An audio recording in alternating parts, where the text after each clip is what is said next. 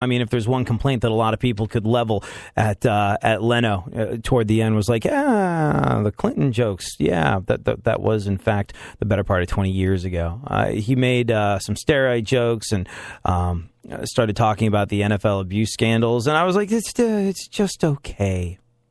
There's a lot of talk that these World Cup athletes are also on performance-enhancing drugs. You know this performance-enhancing drug. We need to get realistic.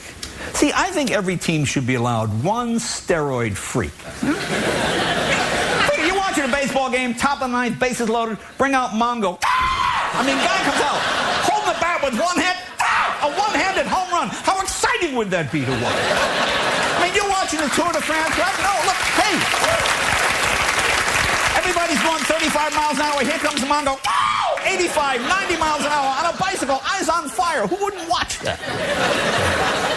Hey, you've been following these abuse scandals in the NFL? Did you see those pictures of Adrian Peterson beating his kid with a switch? Did you see those photos? You know something? No child should ever be beaten like that. Okay, except for Justin Bieber. Okay, slap the crap out of that kid. You know what I see? I always like it when the NFL players' lawyers try to mitigate the circumstances. Like, remember a while back, what was his name? 55-year-old Lawrence Taylor, NFL Hall of Famer, former New York Giant, convicted of having sex with a 15-year-old prostitute. But Lawrence Taylor's lawyer said after the trial he did not have sex with the 15-year-old girl. He said he masturbated in front of her. So I think we all owe Mr. Taylor an apology. Well, I mean, here I was thinking it was some kind of a sleazeball. Yeah, that guy's pretty funny. Yeah, no. Is he like, why was he on the Tonight Show? Is he pimping anything out? Like, isn't he supposed to have a new TV show? Sounds like something about cars? Sounds like he just hosted it. The Tonight Show again. Yeah. Anyways, let's, we'll talk about the woman who, she was jailed for, methamphetamine, but she did it while she was jailed for a methamphetamine charge while she was wearing a shirt that said, "I heart meth." Also probably locked up for criminal amounts of irony. We'll talk about her in just a little bit. Right now, though, let's get into the events of today in our segment, My Witness News. Funkhauser, what is going on in the world? Nice theme song there. Well, Andy Dick is in the news again. He was busted for stealing a necklace right off of some dude and biking away in Los Angeles. Yeah, the hot story. Yeah, we were all wrong. He can, as it turns out, get arrested in Hollywood. Cops told him he was probably looking at jail time, and he was like, "Yippee! Burly men everywhere, far as the eye can see." What else? Toy Story 4 is on the way. The director said he wasn't planning on making another one, but he got a great idea. Yeah, I would imagine that idea is building himself a summer home in the south of France. Continue with the movie news. Mark Wahlberg will star in a movie version of The $6 Million Man. Mm-hmm. Hopefully the bionic improvements will include a new voice box that doesn't have an annoying Bostonian accent. I never got the Mark Wahlberg phenomena. I never watched. You don't watch Wahlburgers, do you? I heard he did that. Like, basically, I think he was sick of his ratbag ne'er-do-well family hitting him up for money, and he was like, "I'll get you a reality show." Is he in that? Does he actually show up in the Wahlburgers? Just see it promoted everywhere. God, go on. I think we just talked about this. You hear about this? Jay Leno was a guest on The Tonight Show on Friday. Yeah. I didn't see the whole thing. So, DVR'd it. So don't tell me how Jimmy Fallon dies. I was going to say, where is he in that clip we played? Yeah, exactly. Nowhere at all. Yeah, just like, what? He was there promoting a new show. The Tonight Show with Jay Leno. Go on. It's about cause this time. The new season of Girls is going to premiere in January. Right. But how will I satisfy my need to see Lena Dunham naked until then? Asked no one. No one at all. She's naked an awful lot. And it's always calculated to be like, the old Seinfeldian idea of like good naked and bad naked. I think like Lena Dunham takes extra time setting up the naked shot in Girls, so it's the least flattering, most flab-enhancing, bent over, coughing, just like it's all bad naked on that show. And I think it's on purpose because, look, you can probably make her look decent, in the right way. If flattering lighting, interesting Not me, wardrobe you do choices. Yeah. But no, I think she goes for bad naked at all times possible. What else?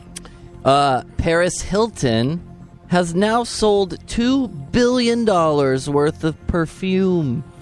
Oh, well, I guess there's a lot of people out there that want to smell like objectification and hepatitis. That magical STD that combines hepatitis, AIDS, and herpes. $2 billion worth of perfume, Paris Hilton's signature fragrance. There's $2 billion worth of purchasers in this world that want to smell like Paris Hilton. You know how we were talking about defining your space in the world and feeling good on a Monday and trying to find new ways to see value in your life? Next time you feel like your life is depressing, you can take comfort in the fact that at least you're not one of the insufferable tool bags who bought a bottle of Paris Hilton's perfume. Sunshine, come on. Nothing's gonna change how I feel today. Nothing's gonna get in the way of my perfect day. Perfect day. Sunshine, come on. Nothing's gonna change how I feel today. Nothing's gonna get in the way of my iHeartRadio presents the Soundgarden Top 10. Number 10. Been away too long.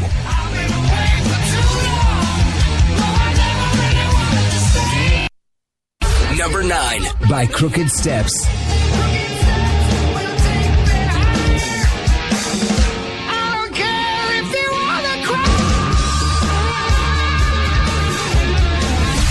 Number 8, Live to Rise.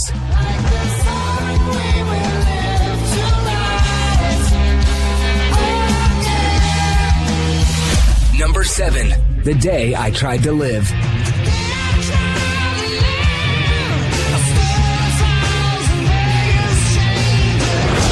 Number 6, Rusty Cage.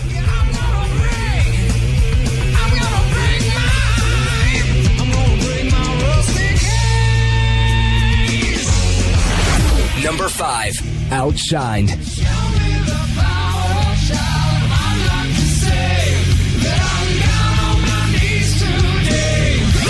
Number 4, Burden in My Hand.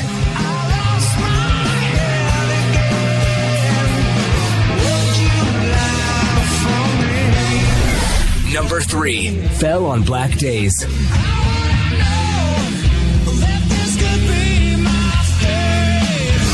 Number 2, Spoon Man.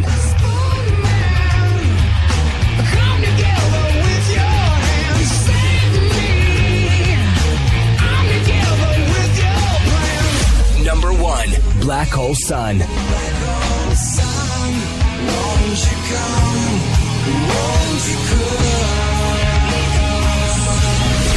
Hear more of Soundgarden right now on iHeartRadio at keyword Soundgarden. Delivering fascinating subjects, interesting talk, and boobs and fart jokes. AD on iHeartRadio. Yeah, oh, let's go. Talking that mess, better act like you know. Oh, let's go tonight. Walk away, punk, yeah, bitch. That's right, I know this. You're nothing but a punk, bitch. You're nothing but a punk, bitch. So walk away, yeah, yeah. So have you seen this new social network, Yik Yak? Funkhauser and I are talking about it. Like, being in radio and media, it's now my job to make myself familiar with all the new platforms available. So I dutifully downloaded Yik Yak, and I opened it up a little while ago, and it seems to be mostly complaining college students. But the thing is, it's anonymous. Like, there's no record of who you are, where to find you. You don't have a name. It's just random sort of like quotes and things of that nature. So, when you're anonymous, I guess it's kind of like Reddit, where you don't necessarily know who everybody is. There's not like a profile picture and all the above. But have you done anything on Yik Yak, Funkhauser? Not for a while, but it's a great concept. I'm always the one that's trumpeting on about, how every version of religion has some sort of passage in it where it suggests that we were put here on earth to help one another out and be good to one another. The story of Cain and Abel. Yeah, you're totally your brother's keeper. I put you on the earth to watch each other's asses. And the Dalai Lama saying similar things about our greatest purpose in life is to help others. I'm beginning to understand why the world is going to hell in a handbasket, because I hold myself to a somewhat high moral standard. But when I got on Yik Yak, realized it was anonymous.